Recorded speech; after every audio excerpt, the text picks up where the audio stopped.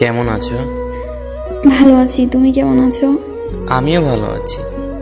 আর তুমি আমার পাশে থাকলে আমি সব সময় ভালো থাকি। ওরে আমার পাগলটা রে, খুব ভালোবাসো আমাকে তাই না? বাসি, অনেক বেশি ভালোবাসি। কারণ আমার কাছে পৃথিবীতে পাওয়া সবচেয়ে দামি মানুষটি হচ্ছে তুমি, তাই একটু বেশিই ভালোবাসি। আমিও আমার পাগলটাকে অনেক ভালোবাসি গো। আচ্ছা জান, আম্মু ডাকছে, পরে কথা হবে, বাই। আচ্ছা ঠিক আছে, যাও, আল্লাহ হাফেজ। ফারজিয়া ফোন রাখার পরে আমিও ফোন রেখে আমার কাজ করতে লাগলাম। কিন্তু সারাদিন গেল, ফারজিয়া আমাকে একটা বড় ফোন করলো না। ভাবলাম ও ব্যস্ত আছে, রাতে নিশ্চয়ই কল দিবে। কিন্তু ফারজিয়া আমাকে রাতেও কল দেয়নি।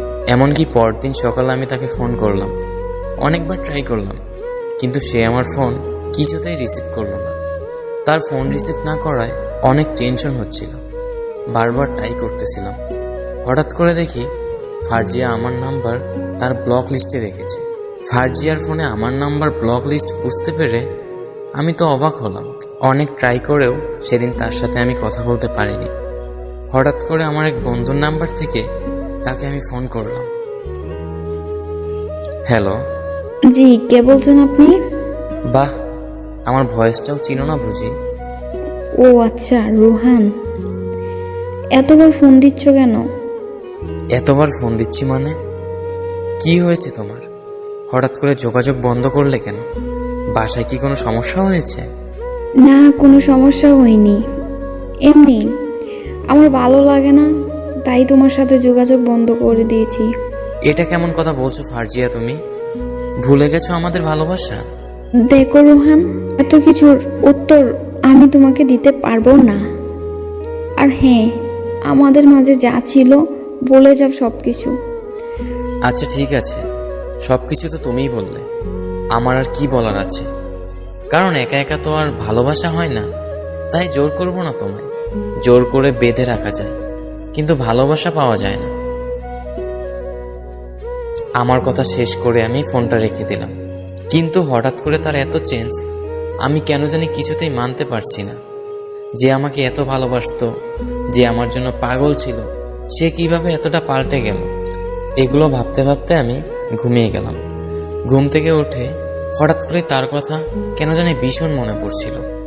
কিন্তু এত কিছুর পরে নিজের ভিতর কেন জানি তার প্রতি একটা রাগ সৃষ্টি হয়ে গেছে। তাই নিজে থেকে আর ফোন করলাম না। এমন করতে করতে অনেকটা দিন পার হয়ে গেল। তাকে এখনো আগের মতো ভালোবাসি আমি, কিন্তু সে কি আমাকে মনে করে? এগুলো ভাবতে ভাবতে হঠাৎ অচেনা নাম্বার থেকে আমার ফোনে একটা ফোন আসলো। কেমন আছো রোহান? ভালো আছি, আপনি কেমন আছেন? চিনতে পারছো আমাকে? আমার ভালোবাসাটা তো আর আপনার ভালোবাসার মতো ছিল না, যে ভয়েস শুনে চিনতে পারবো না। যাই হোক, বললেন না তো কেমন আছেন? ভালো ছিলাম না এতদিন, কিন্তু এখন ভালো আছি। ও আচ্ছা, হঠাৎ 6 মাস পর আমাকে ফোন করলেন, কিছু কি বলবেন? কি আর বলবো তোমাকে, কিছু বলার মতো সাহস পাচ্ছি না। এত ভাবতে হবে না, কি বলবেন বলেন। রোহান, তোমার জীবনে আমি আবার ফিরে আসতে চাই। আগের মতো তোমার ভালোবাসা নিয়ে ভালো থাকতে চাই। প্লিজ তুমি আমাকে ফিরিয়ে দিও না। আমি জানি আমি তোমার সাথে অনেক অন্যায় করেছি, তোমাকে অনেক কষ্ট দিয়েছি, যা এখন আমি বুঝতে পারছি। আমি জানি আমাকে ছাড়া আপনি ভালো নেই, কারণ এই পৃথিবীতে সত্যিকারের ভালোবাসার খুব অভাব। আমার মতো করে আপনাকে কেউ ভালোবাসতে পারেনি, তাই আমার কাছে ফিরে আসা, তাই না? না রোহান, তেমন কিছু না। আমি আমার ভুল বুঝতে পারছি। আমাকে এগুলো বলে লজ্জা দিও না প্লিজ।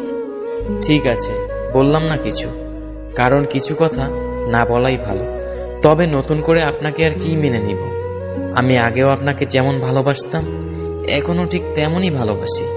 কিন্তু আমি আপনাকে এত ভালোবাসার পরেও আপনি একবার ভাবলেন না আপনাকে ছাড়া আমি কেমন থাকব। জানেন, প্রত্যেকটা মুহূর্তে, প্রত্যেকটা সময় পাগলের মতো আমার মাঝে খুঁজেছি আপনাকে। ভালো ছিলাম না আপনাকে ছাড়া। থাক, এত কিছু বলতে চাচ্ছি না আপনাকে। আপনি যে আপনার ভুল বুঝতে পেরেছেন, এতেই আমি অনেক হ্যাপি। আচ্ছা এখন রাখছি, একটু ব্যস্ত আছি, পরে কথা হবে।